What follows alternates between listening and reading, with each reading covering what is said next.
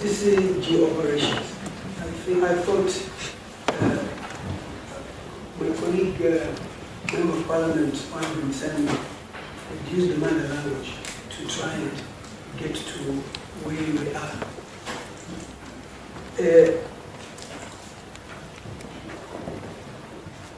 DCG crime, was there an investigation done in terms of knowing who was deployed, whether they were police or not? Will you take off, please? Yes. Because nobody knows who these people are. Now we want to ask the crime boss.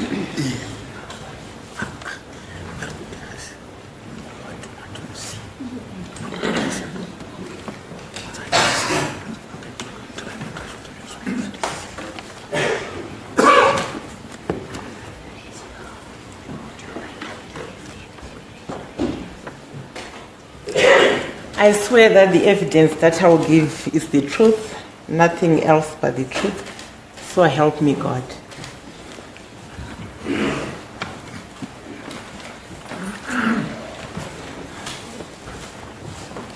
Ma'am, you are the Deputy Commissioner in charge of crime. Yes, Honorable Chair. And we have a group of police officers and army vehicle and AK rifles that descended on Marangi resources, which the police don't know about. How far are you going with the investigation? Thank you very much, Honorable Chair. In crime, we say the one who alleges should prove it. But anyway, I'll just give you a brief background in concurrence to what the acting CGP was saying. There are two scenarios here, or let me say three. When we came here, we were told to give oral evidence on Jenyame, and this is what we came prepared for. And then secondly, when it comes to the operations in Chidhakwa, these have been spanning from 2005 until, I don't know, in the past few years, because these are ongoing operations. But within those operations, there are some operations which now appear to me that we didn't know about them. So I think these are the ones which the acting CGP is talking about. For example, the one where you're saying there's a group of police officers who stormed Marange Diamonds and came out with both. That is number one. And then the Jenyame issue. But the ongoing operations from every now and then, those they take place, though I'm not in the operations department. So, as to what the acting Commissioner General alluded to earlier on, if you are very specific on which one we should comment on, we are very prepared. Is it the Jenyame issue?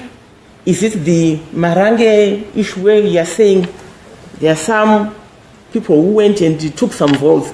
Because those who are alleged to have done that are in here. This is why earlier on, Deputy Commissioner General Matibiri said, there is an officer who is serving, who could be part of some of those operations, who is prepared to give oral evidence. I think in terms of the company, we agree. Yes. We are talking about the operations where people were deployed, and we keep saying that. This is the international community watching all this. And the president is saying Zimbabwe is open for business. So what we're saying to the international community, to everybody in Zimbabwe, is that police are deployed and nobody knows where they've come from. And this is the truth. And you are the commanders of the police in this country. And surely the president is working hard to ensure that investment comes into the country. But investment cannot come into a country where there's no rule of law. The police are the custodians in terms of the enforcement of the law. But they're also seen. And while they are seen being deployed to an area where investment is coming, and you heard what Mr. Mutasa said, which we also need you to respond to, in terms of how 3 cars with the cops were there. He was asked to surrender keys belonging to where the diamonds are. They've never seen the diamonds. We need also a response to that. So these are the specific issues that we seem to be responding to. And unfortunately, and I must say this, you seem to also be taking advantage of the former Commissioner General who's not here, who, unfortunately, if he knew in life that the same people that he worked with are the ones who are not able to account, and now you want to push it back onto him. But the police is an institution. Whether the former Commissioner General is here or not, the institution of the police remains and it remains of people. And there is absolutely no reason of thinking that failure to answer this exonerates the police as an institution. It's an institution. It's not about personalities, it is an institution. This is something that Honorable Nsami is asking, that these troops were deployed. We've asked you to bring the officer commanding for more stable. Because what we are then saying is that we need now to go further and identify those police officers, the vehicles, the commanders. You see, this is what we're now getting to. And who is it exposing? Because clearly we don't know the people, either Zimbabwe or not, and the law enforcement agents have failed to identify or to accept that they were police officers who were deployed, and within their ranks they cannot investigate themselves. And we were assured by Commissioner General Matanga that he would look into it and he would come and tell us to move forward. The officer in charge of the station is admitted to that. Whether you deploy him or not, but it's under oath, he said yes, there were troops involved. And there is no man on the ground who can lie. But then the superiors are still saying they were not. The Minister of Mines clearly said that we did ask for the police to come in. And the police came in. And that answer is still not being answered in terms of where did the troops come from, who deployed them, even at this the DTZ mine, which had a license. There were also 880. If you don't know what happened, I'll also give them a chance to also tell you what they came face to face with. Maybe that would help you even understand more, even some of the names of the commanders who were spearheading this. So, DCG, I think without wasting much time, it is important for us to make progress by you telling the committee exactly whether you knew about these police officers or we do not know, and then we know that Zimbabwe is unsafe in terms of investment because the law enforcement agents will never protect your interests. Thank you very much. At no point are we taking advantage of the absence of the then Police Commissioner General. But we are simply saying when you are the Commissioner General, you are at liberty to appoint anyone within the 50,000 organization to do specific functions. And this is exactly what happened. Unfortunately, when he did this, he did not inform us. And I don't think it's an offense that he skipped us. Probably he saw that our plate was full and decided to assign other officers to do certain things. So we are not in any way taking advantage of his absence. And Honorable Chair, there are so many people you invited, serving and former serving police officers. You know why you invited them. And we are saying they are here. Why don't you pose those questions to them? We have indicated to you that as far as Vinyame is concerned, we know absolutely nothing. And in fact, we are just being too generous to be talking about these things. When you are summoned and there is a reason for you being summoned, you only attend to questions that relate to the summon. And please, your summon is talking about the operations of Vinyame, and we are making it abundantly clear that we know nothing about it. I think you are probably in the wrong profession. Why don't you become a legislator? Because I think you now want to educate us on the summons, and that when you are summoned, you only respond to certain issues. I thought you being a police officer would say, once you accuse me of having stolen a pen, but I also give more information which indicate I'm a murderer. Don't you go all the way? I thought as a law enforcement agent you would know that if the person is shy, but you seem to now want to lecture us on you've only summoned us on these issues and we cannot go beyond that. I think when you come before us, it's important for you to understand that we are open to asking any question which has oversight.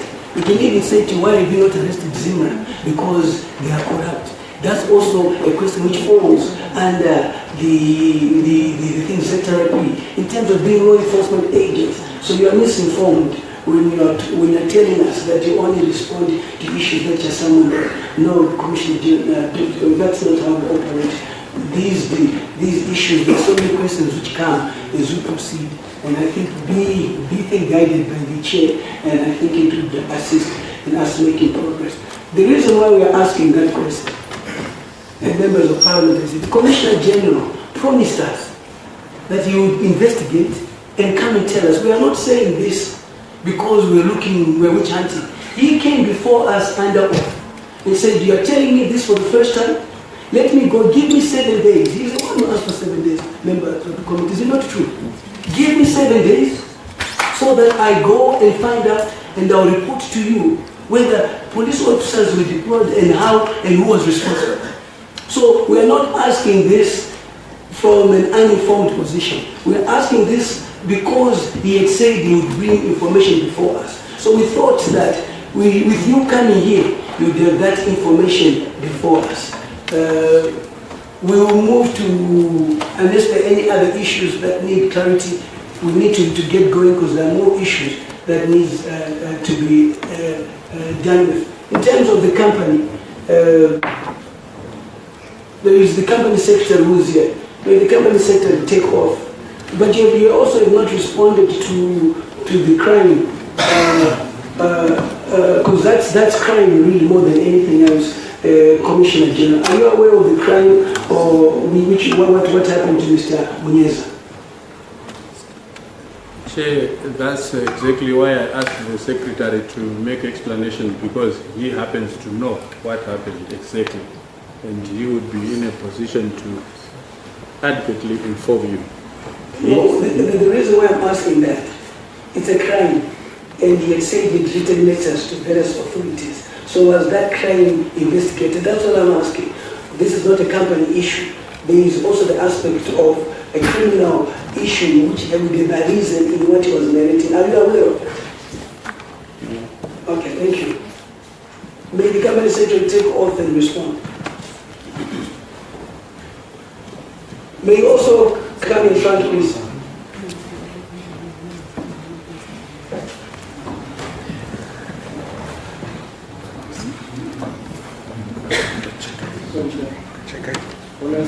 The company secretary is coming. Can I ask a different question? Sure. To Honorable Bonyongwe? DG, are you aware of a guy by the name Sempa?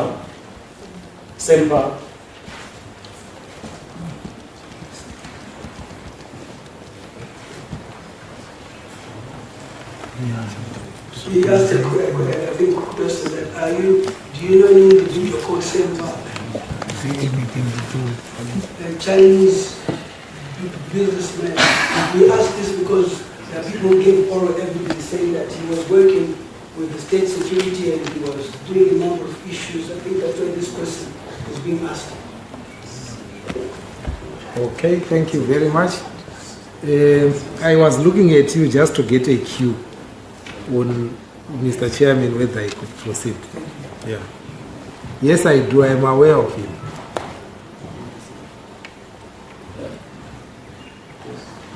Okay, you may finish the question, yes. If you can just explain to us briefly, how did you come to know him, and also your visits with him to the president, former president?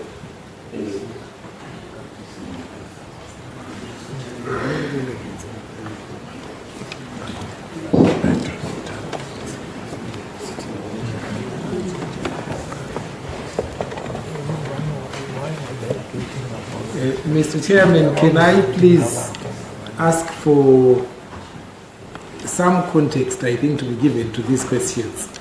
He is somebody who I know, but now that might go also into the area of some of the CIO operations which were conducted when I was the DG of the CIO.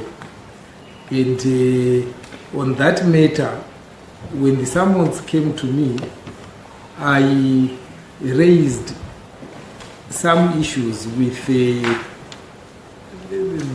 all the way to the Speaker and also Vice President Muhadi, who was Minister at some point and is now responsible for national security. And the point here, which I am getting at, is really to try and distinguish, I think, the subject of the summons from perhaps issues which delve into CIO operations. Because I was instructed that if it becomes matters to do with a CIO operations, then that's a matter of national security. And then I might not be able to venture into that area. I don't know, Mr. Chairman. This is a matter which was raised with the Speaker and the Vice President, as I indicate, was briefed about the matter and directed me on not venturing into national security issues, but to confine to these issues to do with the summons is specifically given to me. Thank you. I think it's fair. I think the Vice President is coming, who is in charge of national security. We can equally ask him some of these questions since he's the custodian for national security. I think it's only fair that you probably will leave that to the Vice President. But I think you did acknowledge that you will not stand by. And I think now recommendation, that's information that we need. Thank you. Has he taken off?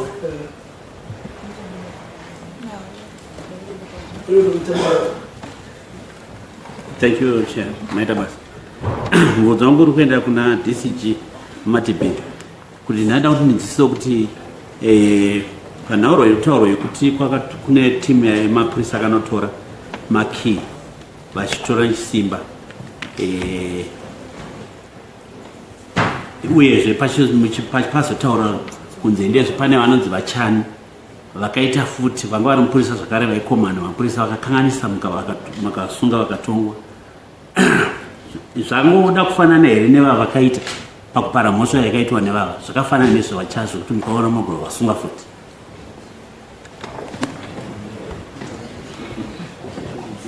Chair, zvinhu zvinofananidzwa unenge uchizviziva kana uchiziva chimwe chete chacho ungachifananidze nechausingazivi.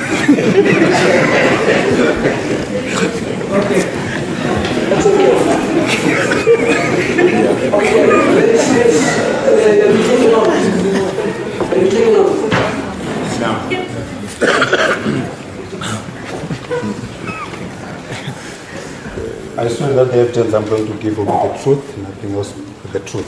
So I hope you can.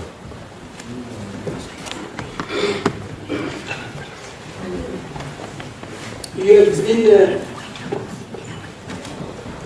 have been nominated as a point person to the diamond mining operations ZRP concession. Can you enlighten us more on those operations, who the directors were, the joint venture, how you complied, and the proceeds we went to ETC? First of all, my name is Kenneth Maodzwa. I'm from the police legal department. Let me just put the record straight before I go into the merits of what you want to hear from me. I'm going to respond briefly to some of the issues that have been raised by Mr. Itayu Gomunyeza. I'm not going to argue with him or contradict him on many aspects, but there's some aspects which I just want to put the record straight. But secondly, I'm here specifically for Ginyami, not about the entire operations in Chazwa. That's not part of my mandate. But allow me through your chair, with all due respect, to make a few remarks at the top and then I'll open it up. You see, if this Parliamentary Portfolio Committee wants to remain meaningful, purposeful, and relevant, it must not position itself narrowly from the background and the history of how the security services and forces of this country engaged and embarked in mining operations in Chiazo. That is very important. That history. I'm not trying to blame, sorry, I'm not blaming the panel. All right. Can I help you, sir? You are a lawyer. I am. Are you aware of this constitution? Correct, I am. Are you aware of section 107 of the constitution? 127. 107. 107? Yes, what does it say? Unless I make reference to it. I'm sorry. But I'm sorry, I'm not blaming this Are you parliament. aware of section 109 of the constitution? Look, No, I'm asking because we want to follow due process. I read what you're saying, but I want to guide you according to the constitution. You said you're a lawyer, so I'm asking. For the point of doubt, are you aware of section 109 of the constitution, what it says? Because if you don't know, then I'll read it out to you and probably you realize that the remarks that you made, you might end up withdrawing them. okay. Are you aware of section 109? No. Okay, But okay, let me help you. let Read me, section 109. can I, if you ask me to withdraw what I've said, I'm pleased to do so for purpose of progress. I think, are you aware of 119? Okay, you can read the sections to me, please. No, I'm asking, you seem to be very emotional. You want to tell us how to do our work. And you want to now educate us. Now we want to educate you in terms of the law, that we do the work constitutionally in terms of the law. Now I want to cite you, because I don't want you to think that this committee, which has, we are bound by the constitution, which you and I are bound. And as a lawyer, you'd say, thank you very much. This constitution is doing a wonderful job, but it needs to be A, B, C, D. But not for us to tell us something which is totally out of the constitution. But I'll read 119 to you so that we are together.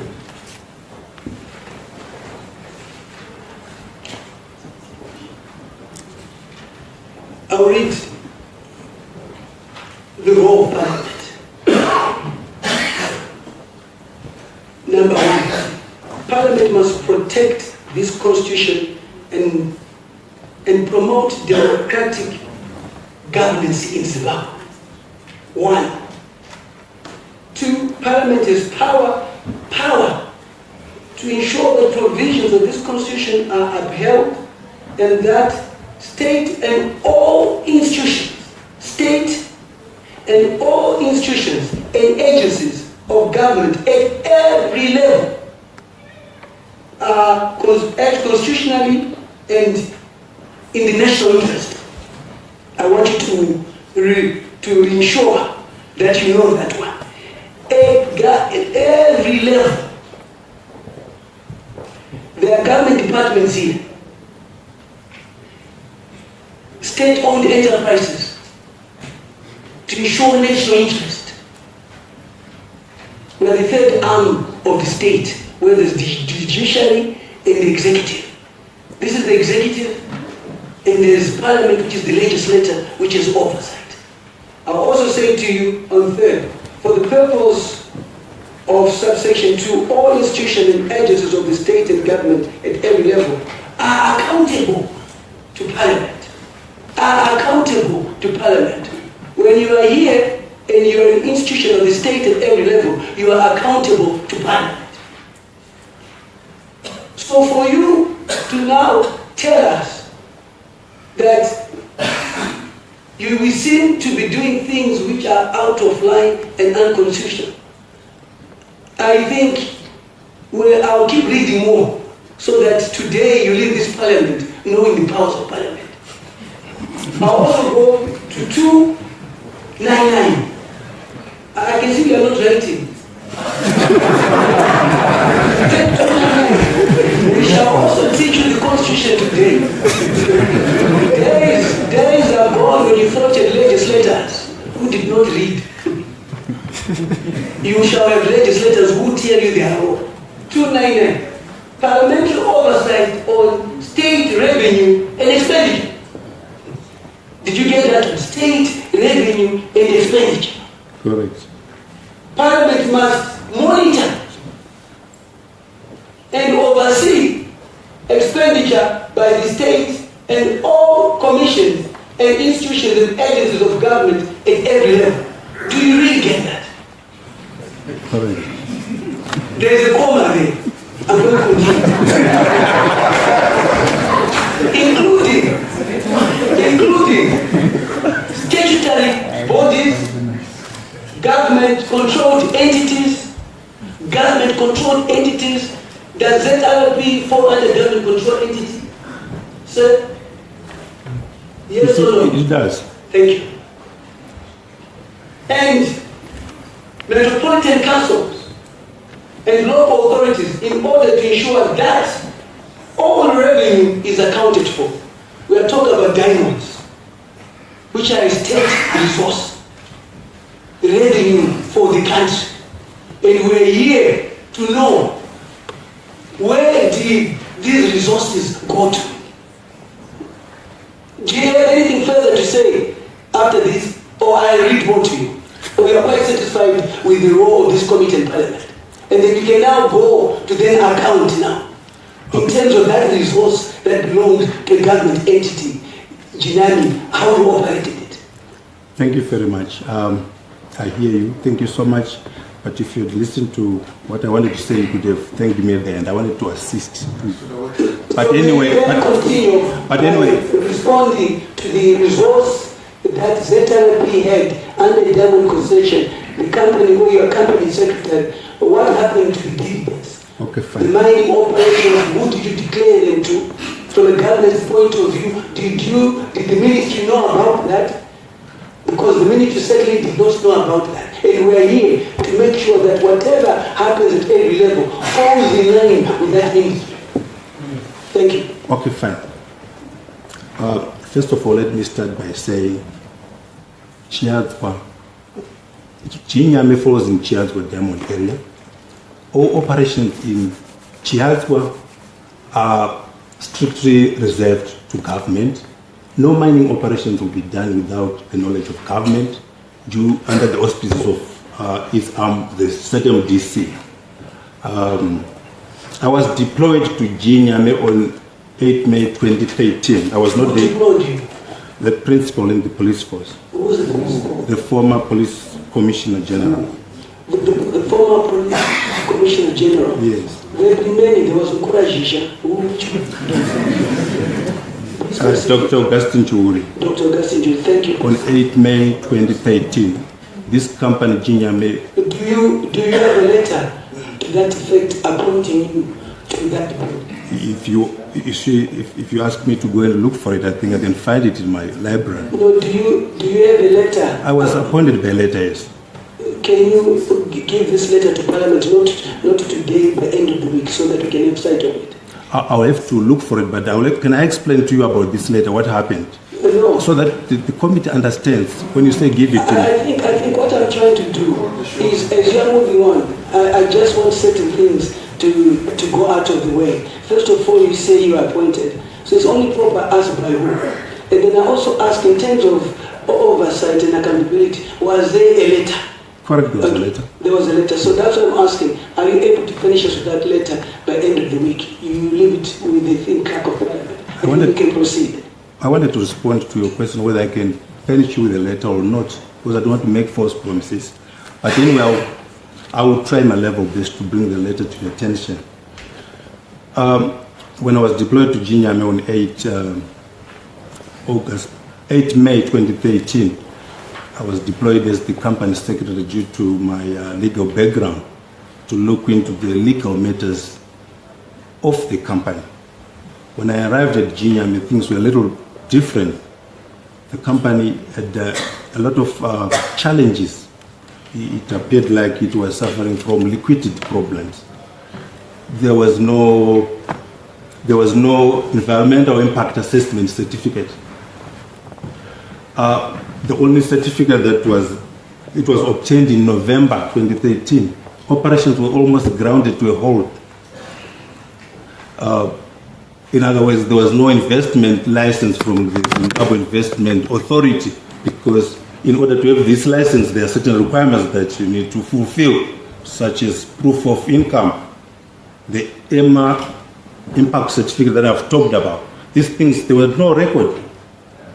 Even when I checked the joint venture agreement entered into and between Bill Minerals and ZMDC, it was breached. There was like no joint venture agreement at all, because the commitment investment amount of 5 million that was supposed to be injected within a certain date, there was no record. The company had no bank account, no joint venture Zimbabwean bank account. The only bank account was opened in November, CBZ Borodale. There were no records of what was going on. The private security company was on strike. The workers had not been paid. The water pipeline had been abandoned by the contractor because it had not been paid. Even NASA requirements had not been fulfilled. All statutory requirements were not in place. I made recommendations to try to put the structure in place. It's unfortunate that most of the management were new people, just as I was. The managing director, Mr. Obert Admako, who represented the interests of the investor, was also a new arrival, and a few detail and guys from ZMDC. We were all new. So there were no operations, but there were some diamonds that had been mined and that had been mined before my arrival. Remember, this started 2011. I just been there on the scene 2013. So the board set on a certain date because they wanted to sell the parcel of diamonds. There was a resolution on 25 June 2013. Sorry, just for yes. Who are the board? Who were the board members? The board members was the then chairman of GNYAME, Dr. Manson Mnaba. Dr. who? Dr. Manson Mnaba. Yes. Was also a board member. So we can we have the board members? So that is this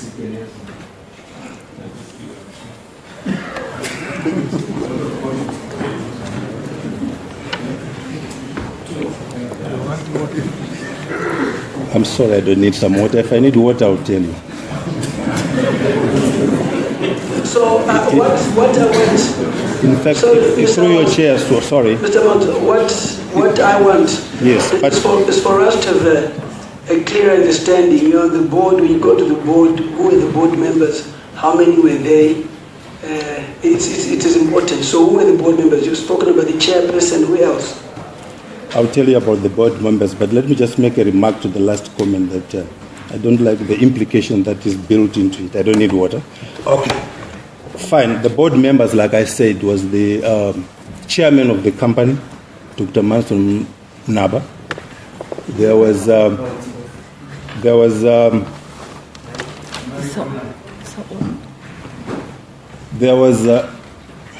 can someone come and attend to this? There seems to be a problem. It's okay. Okay, fine. Can I? All right. The board members, there was, there was Mr. Msarara. I can't remember the first name, but if you give me time, I can check what his first name is. I'm not so sure whether that is his first name, but I need to check, you know. This is very important. There was Mr. Magwizi. I can't remember his first name. There was also the legal advisor from the Ministry of Mines. I think she's called Nolwazi. She's a lady. I can't remember the names, but I have these names. There was, who else was there? There was Dr. Dan, he's Ghanaian. There were quite a number. But give me time. Why don't you give me time and I'll bring you all these names? I have them. That is, if you like it. Yeah, because there were quite a number. I was the company secretary. I know about these people. Mr. Nolwazi, there was someone called Nolwazi. Sorry.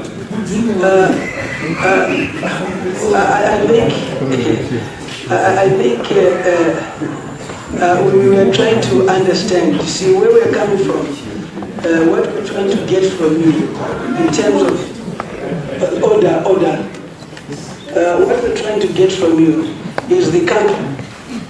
What was the company the shareholding of the company, because we want to see how the police were involved, what was the stake in that company, who were the directors, and then from there, other issues come through as we go on, because that's important for us to understand, was it, did it comply with the Companies Act? So we're just checking to ensure that everything is in order. At no point are we going, but when I'm cutting is because I don't want us to go too far without seeking clarity on a certain matter, which is important. So if you're able to tell us, as company secretary, who the directors were, the shareholders, percentage, that then helps us move forward in terms of understanding what the company is about and go to the management and so forth.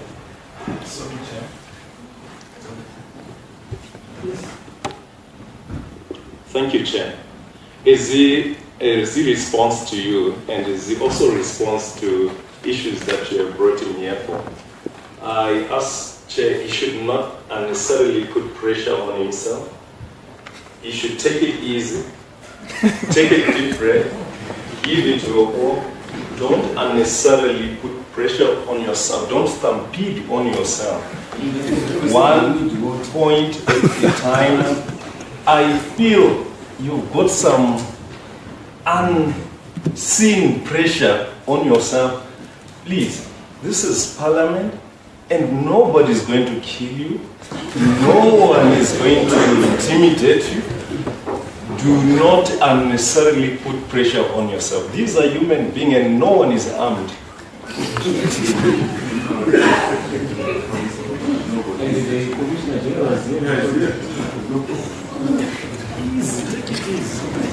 Yeah, may you proceed accordingly. I think it's true. You can just cool down and I can see where you came to a lot of issues, but relax.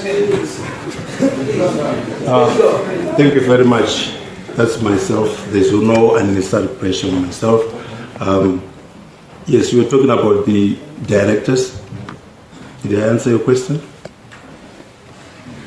So who was representing the police as directors, and what was the shareholding? The only joint venture agreement that I happened to see was the joint venture agreement between ZMDC and Bill Minerals. And just also, if I may add that as company secretary, I was never handed over the company documents. There was virtually nothing, no records at all.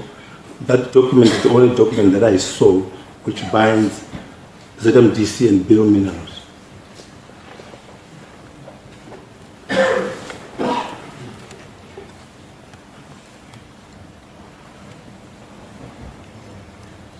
Sierra 14. Yes, what about it? Sierra 14. Sorry? Can you talk to us about the Sierra 14? The Sierra 14 for Ginyame. Yes. Yes, the Sierra 14 for Ginyame had a number of directors. If I just make a reference to it, I think I have a copy here with me. Okay, you see, maybe we can give me 2 minutes to just explain to you. We're trying to establish the mining activities of the ZRP through a special purpose vehicle. So my understanding is that there must have been a special purpose vehicle that then got in with these partners that then worked with government. So that's what we're trying to establish, and I'm not getting you, because where does ZRP come in? Because what we want is the stake belonging to ZRP. What was ZRP's stake in all this? How? Are you understanding what I'm... Yes, look, if you've been listening, when I said I'm not the initial company secretary for Ginyame. This Ginyame was established 2011. I only got into the scene on 2013. I never got any document to be able to respond to that question. Even the handover between the previous company secretary was not done to me, it was done to the managing director. So the shareholding issue to me was still a mystery, even up to now. I had no document. I never saw it. So, but you were told to be the company secretary. Sorry? If you're a company secretary and you don't know the shareholders and you don't know what shareholders are there, so which company are you representing? You see, if you look at Ginyame, don't look at Ginyame the way you look at any other company that you know. If you do that, then you will miss the issue. Circumstances at Ginyame were mixed up. There was a plethora of problems. Things were not straight. So I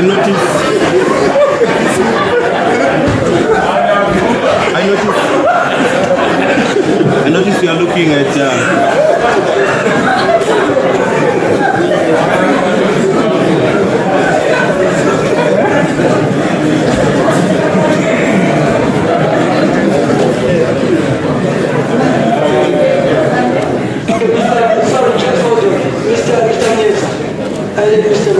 maybe you can help us in terms of the name that the police were certainly using to be a partner in this. My understanding, Mr. Mliswa, is that there was a joint venture partnership.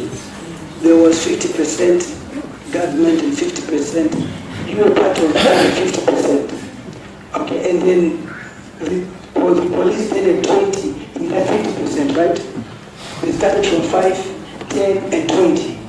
So who were the directors representing the police? Mr. Chairman, sorry, through you, Mr. Chairman, thank you very much. I would also want to sympathize with Mr. Mawota.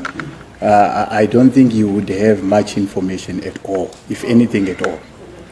As he said that he joined at the tail end of this of the operation just before they ceased. So his information is very limited, and it is a time when the shareholders already speak, and some of us actually had been banned from Ginyame operations by the police. So you wouldn't. I was custodians of all documents.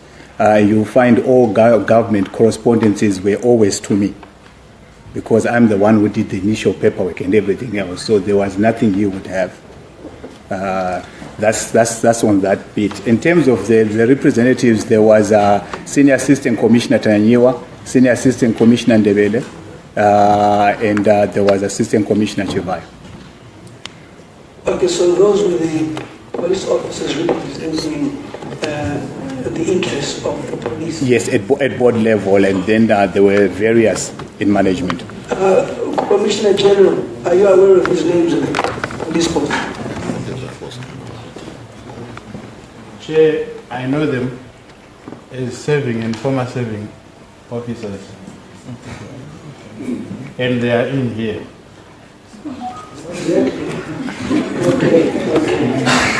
Okay, so can we, are they all here?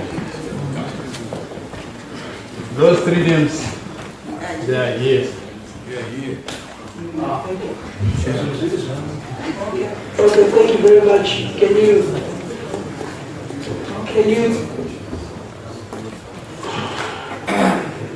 Can they come close?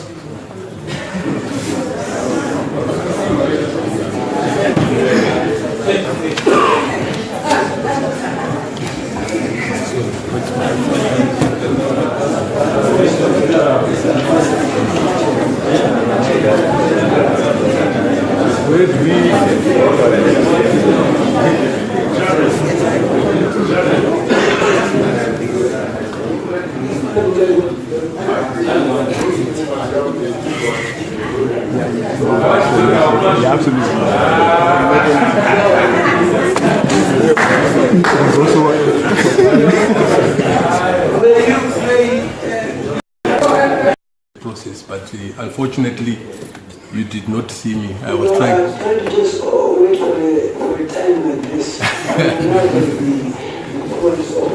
Thank you, Honorable. I'm sure you read the DCG document, the points that if you really in the hands of the Commissioner General, who he gave the task to was up to him, and there were some favored people who were given special instructions, and maybe one of those was favored to undertake certain special instructions. As also a commanding or support unit Mundari Shai, which we all know is responsible for going to ensure there's law and order in a very heavy-handed way. It's a good unit.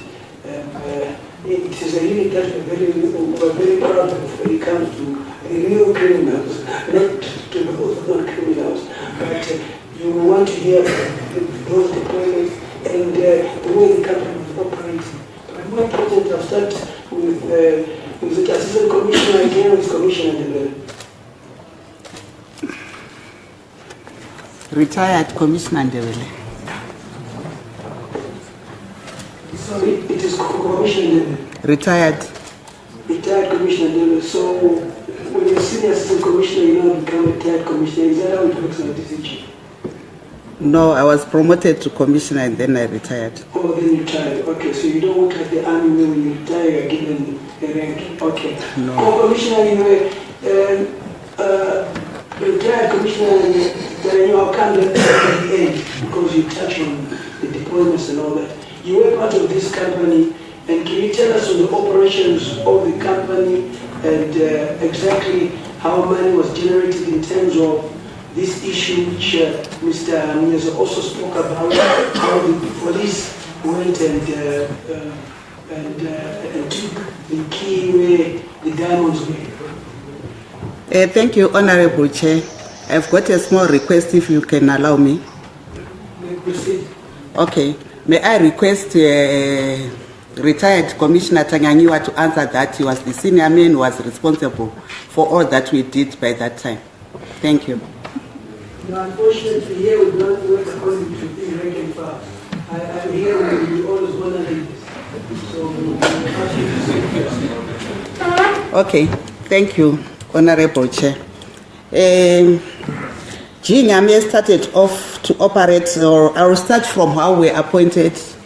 We appointed verbally, we were called by ex-Commissioner Chibage to say that the Commissioner General of Police then, Dr. Augustine Chihuri, wanted to brief us. We went together, myself, retired Commissioner Tanganyiwa and retired Commissioner Chibage, and we got a brief from the then Commissioner General to the effect that there was a mining concession in Chidhakwa that has been allocated, part of it, to Zimbabwe Republic Police, and we are going to form part of the board. So when we started off, we did a due diligence to the partners, those who were involved, some Ghanaians from Ghana, and also Mr. Mnyeza, who is with us today. So we traveled off to Ghana. We did a due diligence with ZMDC personnel and MMCZ personnel and some chartered accountants. We went to Ghana, we did the due diligence, and we came back and we wrote our report to the effect that all what the Bill Minerals had were funds of their clients. We specifically stated that in our report, and they had no muscle to take to do the mining at Chidhakwa diamond mining. The report was forwarded, but we had no decision on whether to take them on board or not. They were approved to come on board, and when they came on board, they had no capacity. With the figures and things like that, I cannot recall how much they did, but I think Mr. Mnyeza highlighted it to this house, how much they came in. We worked together. There was a first board that was there. And when, during the process of mining, they had problems mining at Chidhakwa, but no proper mining took place. They just did some samples to check, and those samples were about 1,000 or so diamonds, which were mined from Chidhakwa diamond mines, and those diamonds were there at Nyame, and also the diamonds later on they were taken to MMCZ. After the company had been liquidated because of lack of funds, to carry on the mining at the ground. During the process of mining, or during the process of being there on the ground, the board was changed. After Mr. Adamago, he came in, and the Bureau Minerals from Ghana, Williams Ato, said that he was no longer interested in working with Mnyeza because they were, the finances that they were sending, I don't know what was happening. This was just from grapevine to say that he was no longer interested in working with him. A board was set and a new board was put in place, minus Mr. Mnyeza. He was no longer involved in that board. And that board never did anything vital. The first board chairman that we had was Mr. Due. I heard he was from the army. He was our first board chairman. Then he came in, Mr. Mnawa, Dr. Mnawa. He was our new board chairman. But from what was happening on the ground, nothing much happened because of lack of resources. The DMS that is there, we understand Mr. Mnyeza had to buy it from South Africa through William Ato. I think they had an agreement on some certain percentages to buy that DMS. And we're having difficulties, a lot of difficulties in carrying out mining activities. I think that's what I can say for now.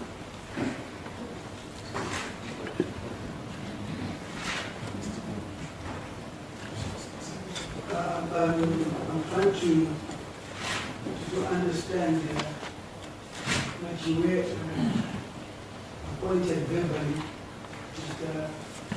Chidhakwa, the one that told him he appointed, went to see the former Commissioner General then to confirm the appointment.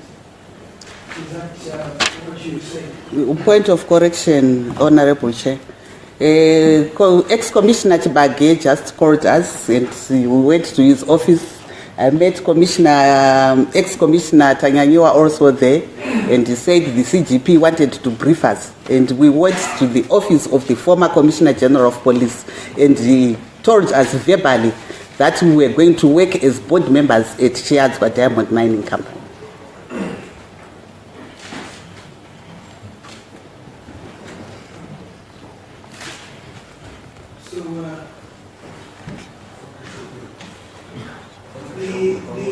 So there was no board resolution, there was a command that would come with it. Mr. Chibage, just for the point of clarity, you gave the message as who? You told them that the Commissioner General had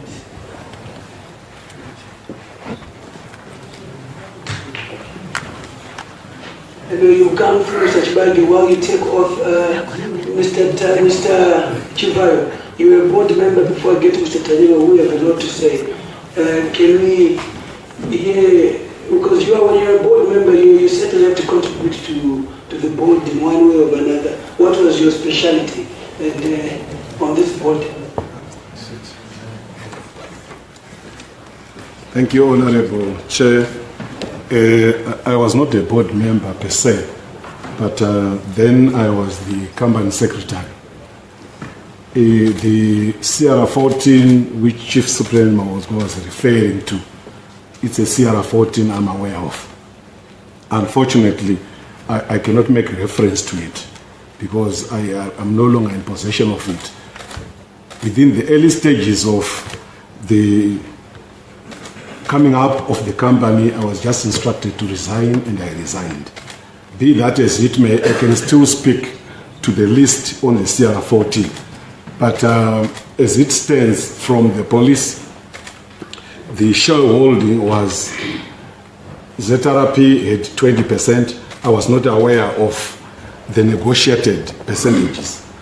And the ZMDC had 50%, with Ghanaians and Mr. Mnyeza at 30%. That I can confirm.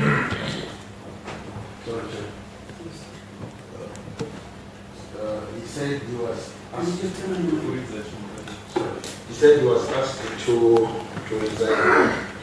By who and why? I'm not aware of any reason, but I got a verbal instruction from former Commissioner Ndebele that the former Commissioner General, Dr. Chuguri, had instructed that I should resign with immediate effect, and I did so.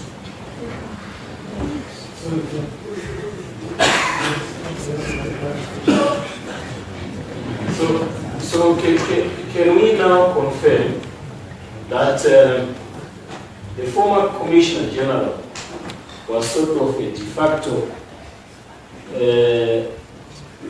owner of the company?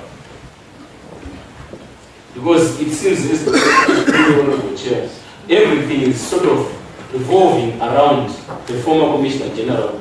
He was directing the press, he was directing everything. Even in terms of allowances, maybe you can even tell us whether he was also the one who was determining what sort of allowance he was supposed to be given. So can we say it was only him, and him only, who was holding all the ropes with regards to this diamond mining company? Mr. Chairman, this is a takeaway item. In the profession of the police service, surely, how can a police officer of such a high magnitude, just told over a cup of tea that you must resign, then in the next 2 seconds you have resigned? How does it happen? How do you justify that? I think it's a takeaway, like you said. I think can you respond to the fact that the Commissioner General former Commissioner General seemed to directly be in control of this, and with the evidence that you've just given us, is a word from him, you think it's not him, was it? I think you will appreciate from the onset that ZRP is a hierarchical, rank-structured organization. So where a Commissioner General instructs, you can't think otherwise.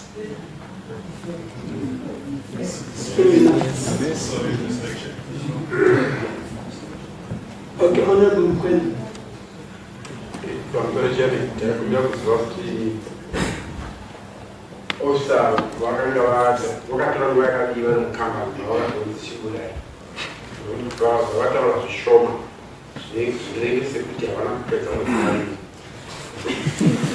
How long were you in the board?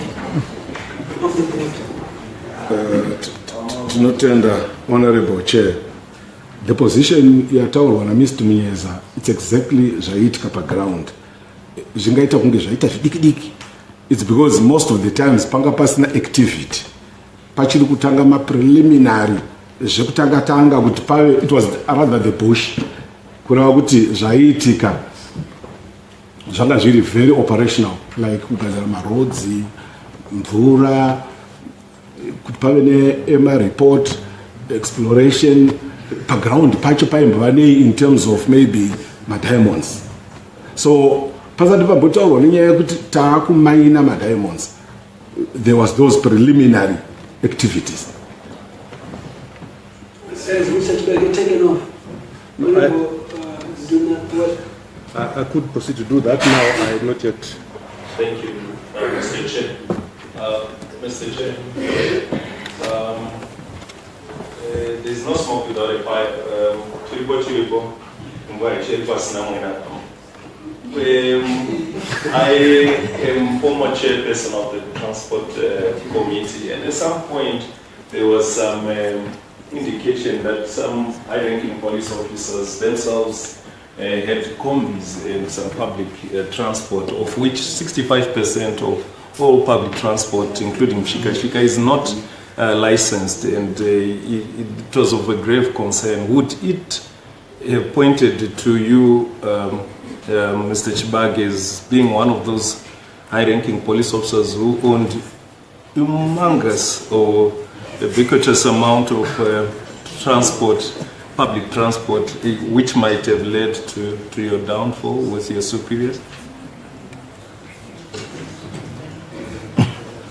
I swear that the evidence that I will give is the truth. Nothing else but the truth. So I am just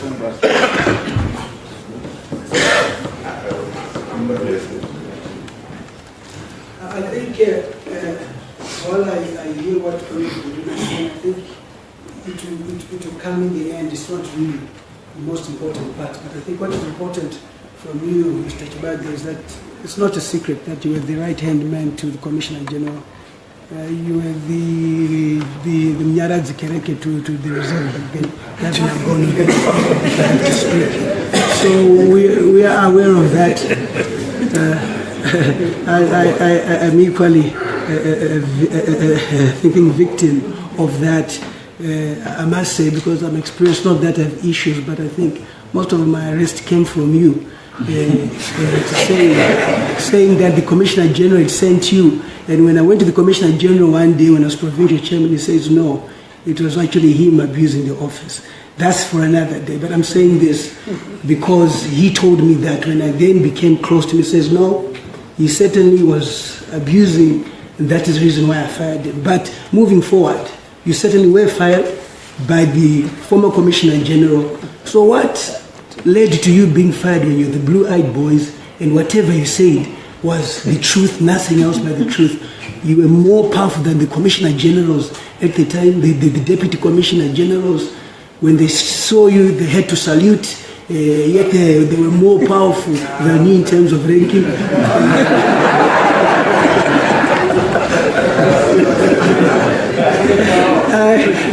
I said that because I knew the Deputy Commissioner Matipiri would react.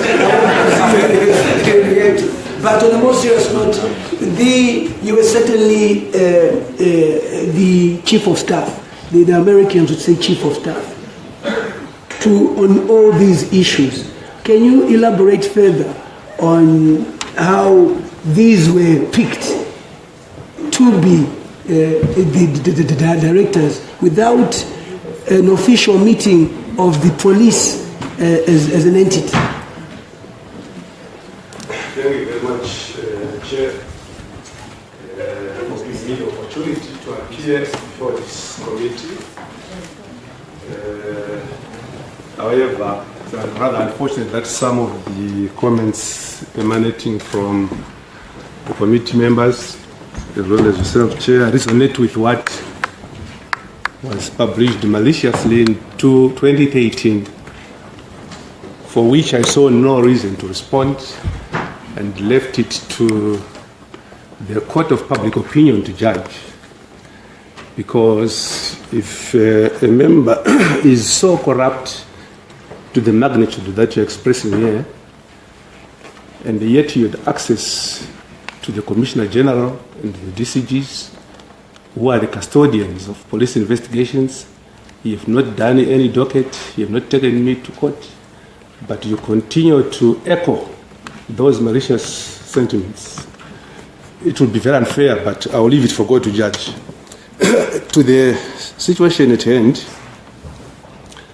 I was the Chief of Staff, yes, and I worked in the office of the Commissioner General, carrying the rank of Commissioner of Police. Under me directly were a few divisions that did not go through the Deputy Commissioner Generals. These included security and protocol, the organization planning and development, and economic empowerment and surveillance, as well as the resource team. Of interest to this particular committee was the economic empowerment and surveillance, then led by Senior Assistant Commissioner Munesuishe, retired.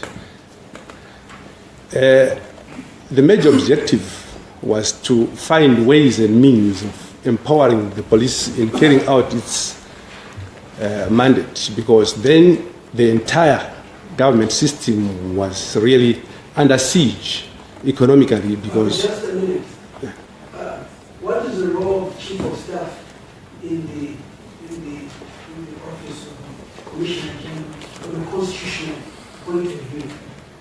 what role do one play? The Constitution, as the mother or the principal law of the country, does not go into nitty-gritties of certain structures. It only establishes the office of the Commissioner General, who then has to structure how he wants to administer the organization for reasons of effectiveness and efficiency. So, when we developed, because I was part and parcel of the restructuring of the police force, when we developed this office, it was an upgrading from the staff officer, position of staff officer commissioner, who assists the commissioner in the administration of the office and coordinating activities. And when the then Commissioner General was sworn into office as the new or the inaugural Commissioner General, later on, this office of Chief of Staff was established, carrying the rank of Chief Staff of Commissioner of Police. But there were 5 commissioners of police, and I was the chairperson of that team, the National Support Group, that helped the Commissioner to administer, the Commissioner General to administer his programs. In his office, I was responsible for management of his office, advising him on special projects, assisting him to coordinate, and he could designate anything to me, which I would do.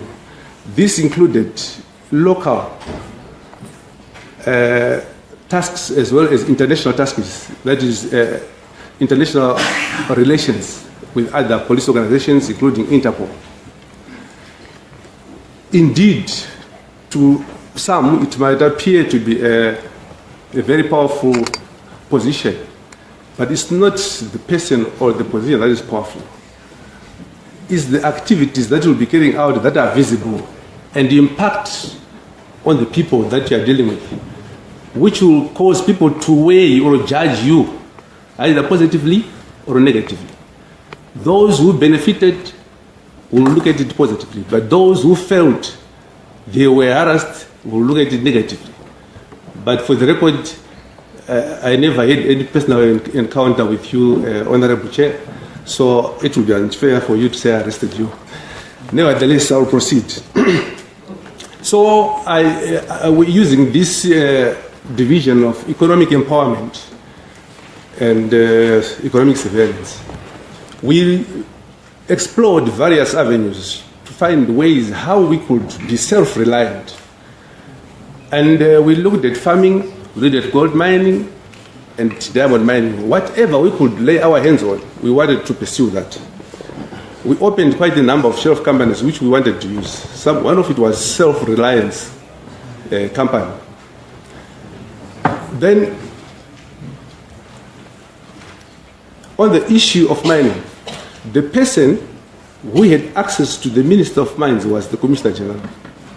But what I remember happened was that he asked me to come up with a list of officers, retired or serving, whom he could consider to assign as directors to various companies.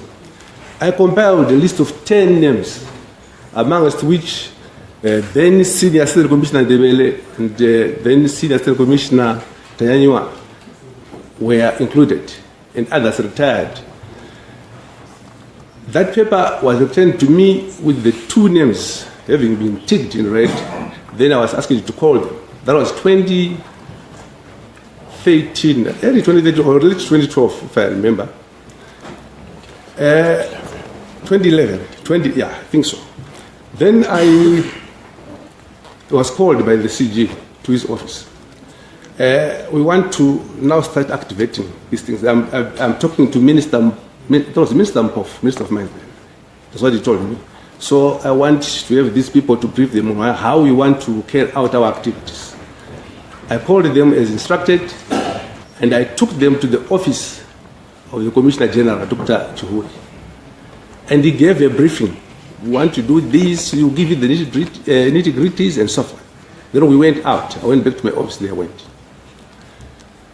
That was the last time I was involved in that. But thereafter, Dr. Churi was calling these officers directly not through me. I only got to know about Ginyame in 2013. 2013, through Mr. Chanakira. He called me and said, but why are you ill-treating us? I said, ill-treating you where and how? Because he was also misinformed, just like you are, about me. Then I said, come, let's discuss. He came. He said, no, we are into partnership with you, police, and you are the big guy there. You are doing this, and we are being harassed. Our partners, one of them has been incarcerated, one has been banished outside the country, and we've put in a lot of money. He said, you're telling me history. I don't know anything about this. He said, no, it's true. Then I said, okay, wait. In his presence, I then called Dr. Chiuri on the mobile, and he answered. It was on a Sunday, if I'm not mistaken. He answered.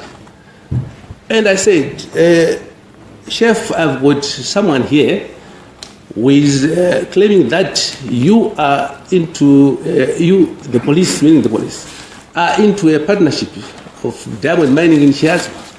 Are we doing any diamond mining now? And he said, that's lies. Who is that? But he was there. He was present. So I said, I was very much affected when I got this news. So I thought I should verify with you, sir, because I don't want to sweep under the carpet anything that would tomorrow undermine police credibility. Said, no, forget about it. If there's anything, I will tell you. You know, these things we should do together. Then I dismissed him. Later on, 30 minutes later or so, he called back the Commissioner General. Said, do you still have that guy? He said, no, he's left. Can you organize a meeting? Let's meet. I said, okay, I'll try and get him. I called him. Then we went for a meeting that evening at the office. And he said out everything that was happening. In the meeting, we were 5. The other 2 were Mr. Masimire Mboye and Farai Mutamangira, the lawyer. He reiterated everything that he had told me before. And I could see something was happening. Then, we discussed and I ironed out their differences. Then the CG called me later and said, no, don't worry about this. There is nothing that is happening yet. He just said I could see that something was happening. If you can just clarify so that at least we are...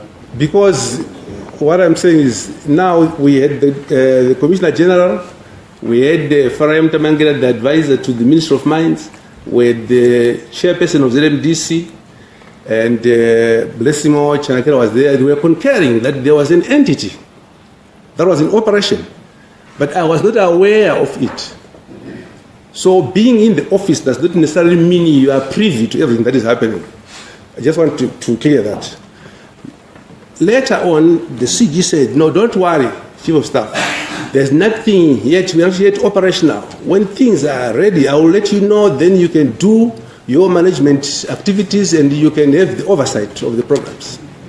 That was that. This was early 2018. But what followed after that was a tirade of events that were very unpleasant for me. For the better part of 2013, I was not in the office. I was assigned to go around all provinces, supervising police activities, checking on the propos, the dispos, and I did that with due diligence with my team of other commissioners. Then we had elections. Just before elections, I had to go to Israel for a month. When I came back, I went straight. I was deployed to Manicaland and Mashonaland East to supervise elections. When I came back on the 3rd of August, I was received with a letter of transfer from the Commissioner General's office, abolition of the post of the Chief of Staff, and I was moved to the office of Commissioner of operations under DCG Matibiri. I didn't have to query that. Then I was in that office August, September, early October. The pressure around me became too intense. I was due to extend service beyond the age of 52 on the 3rd of January 2014. But what happened, particularly on the very first day or second day of October, then caused me to think otherwise. I was under pressure. I wrote and submitted my retirement request, an application for leave, immediate leave, which I passed through DCG Human Resources, then DCG Sibanda here. And you processed it within 2 days. My papers were accepted, and I went on leave. And my last working day was 31st December 2013. I was not fired. I was not dismissed. I duly received my terminal benefits. Those are malicious innuendos which were never verified by anybody. And I am an honorable patient. I'm available to help you with anything, but what we want is to work on facts, not on speculations or what we get from the press. Apparently, the person who was writing those articles in the press, was concerning, later on confessed to me that he was sorry, he apologized. He said the pressure and the things were coming from the hierarchy of the police. So that is what I know about this. Thank you, Mr. Chairman. I think our focus here is not about cleansing Mr. Chimake. This forum is not for him to cleanse himself, he has to do it somewhere else. In this forum, we're dealing with them. As long as they are not attacked, it must be fair on both sides. If you attack me, I will respond. His point is valid. You see, we have to take note that this is Parliament. I'm talking to the chairman, you cannot just interpret. You are not given the floor. So I think you have to put order, Mr. Chairman. Thank you. I think, Mr. Chidhakwa, I think what is critical is that Parliament is not blind to the fact that there was bad blood in the end. And we don't want this to be a platform where the former Commissioner General, it's time for people to attack him. When you worked with him, everything was good. We are not blind to. But what we wanted to establish was the role of the Chief of Staff in terms of the diamond issue, which you spoke about. The question was the revenue generated from all these economic activities. Where did they end up? Thank you, Mr. Chair. When I gave this elaborate explanation, I was responding specifically to what you said, and specifically to what Honorable Luna said. I don't own a fleet of buses. I don't own it. No, I must declare it because it stated and these gadgets are recording. Why should you oppress me? No, but you are playing to the media. I'm not playing to the media. These guys are reporting. And what we are basically asking you, it was the role of the Chief of Staff. And then you explained from an economic point of view that you had issues, projects that you're running, mining is part of it. The Honorable Commissioner and the team said that you came to tell them that they've been appointed to sit on this board. But now you seem to be exonerating yourself, say that you knew nothing about it, but they said under oath that you came with the message that they've been appointed by the Commissioner General, and suddenly you don't know what was going on. So I was going to ask you, so are they lying in saying that you came with the message that they've been appointed by the Commissioner General? And the activities, economic activities, which were being done, where was the money going? Because I'm going back to the Constitution in terms of Section 221, subsection 4, which says that the Commissioner General of Police must exercise his or her command in accordance with any general written policy directive given by the minister responsible for police and acting under the authority of the President. So, you know, there is written stuff which is needed from a policy point of view. Board members are appointed without any written letters. The permanent secretaries don't know what is going on pertaining to the operations of the police yet. The police is under Home Affairs. The minister equally doesn't know. So that revenue from diamonds or whatever activities you were doing, where was it going? Thank you, Honorable Chair. We never operated any venture. These were ideas that my section, my division was generating. And the proposal, the list that I gave to the Commissioner General was not for Junior. It was for us to have a board of able people to facilitate the formation and functionalization of these envisaged entities. There was no company. Junior may only got to know about it later. We never formed really any mining venture and started to operationalize it during that time.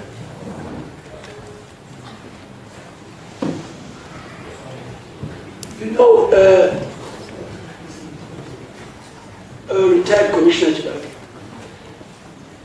we know of the entities you own in terms of hotels, and we've been saying this because you're a police officer, and we know the amount of money which police officers pay. But you have a vast empire of a lot of things which even the Commissioner General with the salary doesn't have. How did you, which business do you run so successfully that generates so much money that you're even richer than ministers, you are richer than even the Deputy Commissioner Generals who are paid more money? Even the farming activities, I know you have a farm. We would like to know the crops that you farm, which generate so much money. It is important for this question to be answered. Can you enlighten us on your empire and the source of income? It's very unfortunate, Chair, but I won't say it's culture. But it's a way of thinking, a school of thought within us, particularly Africans, that if one gets rich, it's either he's a witch and a shwambo or he's a thief. But we can never acknowledge successful initiatives by our fellow brothers and sisters. I am a beneficiary of land reform program. I've got a free piece of land, 155 hectares behind Bordeaux there, which I obtained in 2002. And when I embarked on it, it was virgin land, which I started to open up and cultivate. In 2000, from November 2002 to mid-2003, I was the sole supplier of vegetables for this entire Five Avenue shopping center. Katope, then, which used to export cabbages, I was supplying. And when the era, that's the period when RBC was helping farmers, farm mechanization and other things, and we were giving loans, I applied and benefited extensively, constructed a lot of pigsties. At one time, I had more than 600 pigs. I had 25,000 beds of chickens which I was pushing out.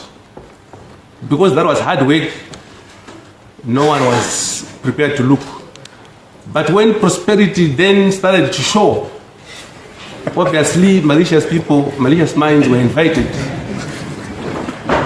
I would go on and on to tell you how I did it.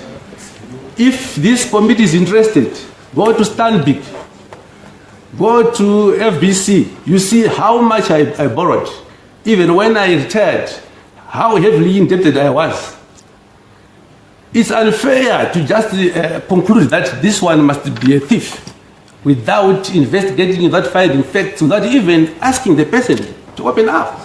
But if I explain it to you like this, you say I'm defending myself. No, then how will you get to know the truth? With due respect, I'm giving you a chance to kill off the speculation, and I think you have answered well.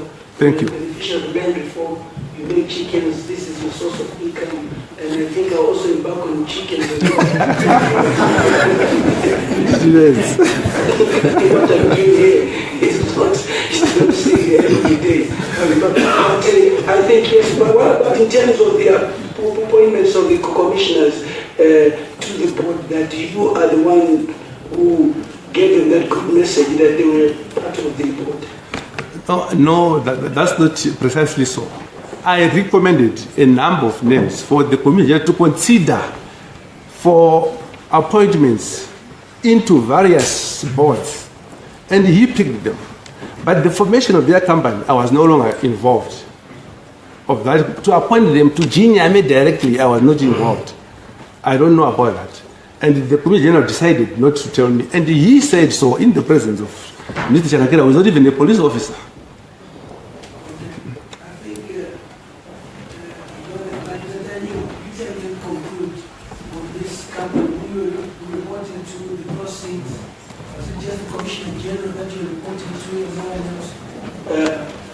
Commissioner General, no one else, the deployment of the troops as officer commanding of support unit into these mining places where officers would be armed.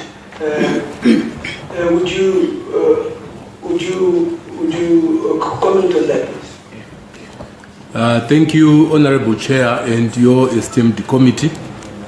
I want to confirm that I am retired Commissioner Tanyanyiwa, and when I retired, I was the commissioner responsible for police operations. I came to know about this Ginyame resources as confirmed by my colleagues. So just seek clarity, so you're working under DCG in terms of operations? That is very true. He could give you orders, or the Commissioner General could give you orders? That is very correct. I could receive orders from the DCG or direct from the Commissioner General. And at the same time, I would liaise with all the officers commanding provinces in all the countries, throughout the country. So when you receive an order from the Commissioner General of Police, you immediately send that order through to all below you. You don't inform the Commissioner General in charge of all parishes, the DCG. Whatever I do, I relate it to him. Say, for example, this issue about the deployment of troops in Chiadzwa. I still remember both of us were in Victoria Falls, where we were having a joint permanent commission meeting with our Botswana counterparts. When during the evening I received a call from the Commissioner General, who mistakenly thought that I was in Harare. I informed him that I was in Victoria Falls. And he told me that the Minister of Mines had requested police officers to safeguard ministry officials during a process of takeover of mine by the Minister of Mines. I understood that, and when I came back from Victoria Falls, an operational order, because in the police force you don't just deploy, you write what is called an operational order. You appoint a commander, you appoint structures. So an operational order was actually crafted, and it is on record, and if records are there, it should be received. The first operation of 2005 was called Operation Audzokwe. But this particular operation was Operation Chengete Zai Upfumi, or Ginani Loto. Ginani Noto. The purpose of this operation was in fact, we were briefed that the Ministry of Mines wanted to make sure that all diamond mines are consolidated. And because of the security nature of the program, realizing that if there was a vacuum, the Gwejas would flood in that area and loot everything there. And also the perceived resistance which was likely going to come from the miners, because it was a known fact that they didn't want that consolidation. So the deployment was done. No recruits were ever deployed. In fact, we deployed support unit. We deployed some other members who were picked from various stations, including Morris Depot. The operation was supposed to be well timed, so that all mines would be shut down at one particular time. This was for security reasons. It was to ensure that the resources are well secured, and they had a specific mandate to accompany ministry officials who would go to where the diamonds are stored, where the diamonds will be in the process, provide security there. In the process, they would do nothing more apart from providing security. And this operation was supposed to last for 90 days. Firstly, they would secure the diamonds and all the vulnerable places. And secondly, they would continue providing security up to 30 days. But unfortunately, because of continued insecurity in the area, the operation dragged on and on. Initially, all the police officers who were deployed for the operations were paid traveling and subsistence allowances. And I also wanted to dispute the fact that the officer commanding Manicaland didn't know. One Assistant Commissioner Mudede was based in Manicaland. Initially, he was the commander of the operation, and he was joined by Assistant Commissioner Dube from support unit. So the process went on well on the first day. But word went to the Gwejas to say that all diamond mines had been stopped. Imagine the number of security personnel who were at Anjini. There were many, I don't know how many, but there were many. At Mpada, there were many. There were CCTVs, there were dogs, there were all the gadgets you can think about. For them to know that they've been stopped mining. And so the initial number was, I think, around 200. But because of the pressure of the Gwejas, they quickly mobilized themselves, and within a very short space of time, there were over 10 to 15,000 who were trying to break through and loot the diamond. So we had to call for reinforcements from support unit. So within that operational order, the command structure was very clear, and the commanders are here. Assistant Commissioner Mudede is here, Assistant Commissioner Dube is here, and the details of the operations are very, very, very clear, and they did not have any role of that aspect of saying police officers went there to loot diamonds and things like that. It's my first time to hear about that, but we cannot rule it out. But what I know for certain, there was an incident, I think in Bada, where at one point some security personnel were overpowered, and they managed to get one or two things just before the reinforcement came.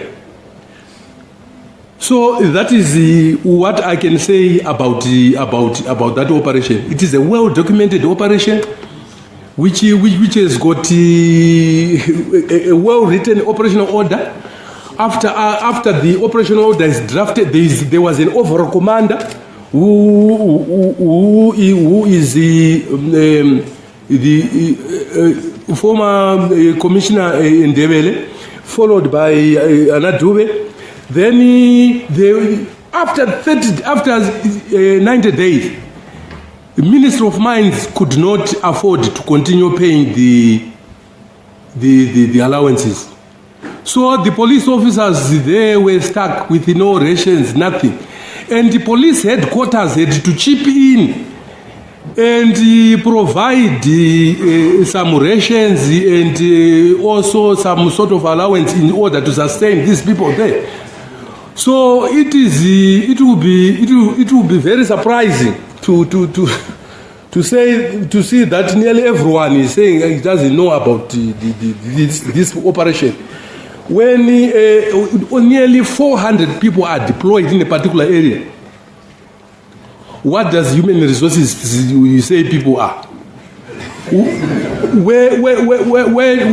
Where are the money is coming from? Money does not just go to deployed personnel. Myself, I'm saying this with an open mind because I'm now retired. I've got nothing to lose. But the truth of the matter is, I want the truth to be said. Let us say the truth. If we did something wrong, let us confirm we did something wrong. If we did something right, let us confirm that we did something right. This operation was well documented. If you want to go to headquarters, it is on fire that the commanders are here. There was no secret about it. The rank structure, everything, until we had to scale down to this level. There are even documents when they stopped paying my police officers who were on the ground. Because you really know that if police officers are not paid, they are protecting diamonds which are very pricely, and they have got nothing to eat. You know what will happen as officer commanding support unit. I know that the welfare of deployed troops is very, very important. So we had to negotiate and try to remove these people. Up until I think about a month before we were retired, that even Ministry of Mines requested for extensions. That is, requested for extension of those people, and it was approved by the now Commissioner General. So how can you say that people do not know about it? Let us say the truth. We don't want to point fingers. Let us say the truth so that the truth will always set you free. The deployment was there. The names of those deployed are there. The commanders are there. So what are we really afraid of saying? But I really understand why a lot of people may be may not want to say things in front here, because you may be retired in the midnight anytime.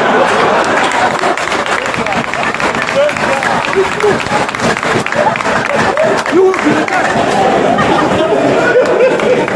So I feel you may put pressure on my bosses, you may do all sorts of things, but that is the fact. Some of us were retired within 12 midnight. We say you are retired. Why? You see? So it's understandable, and the committee must understand it. But I want to confirm, as the one who was directly responsible for police operations, reporting to the Deputy Commissioner General, the deployment was there. It was the people were receiving allowances, transport. Administration was provided transport and the fuel and all those resources. So why should we say that the deployment was not supposed to be there? It's not true. Thank you, Chair.